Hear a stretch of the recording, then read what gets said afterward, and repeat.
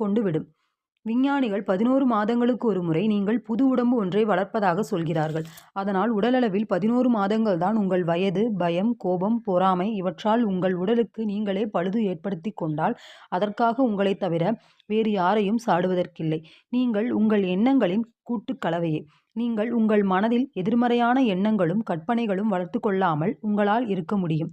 இருட்டை விட்டு வெளியே வர ஒரே வழி வெளிச்சம். குளிரை வெற்றி கொள்ளும் வழி வெப்பம்.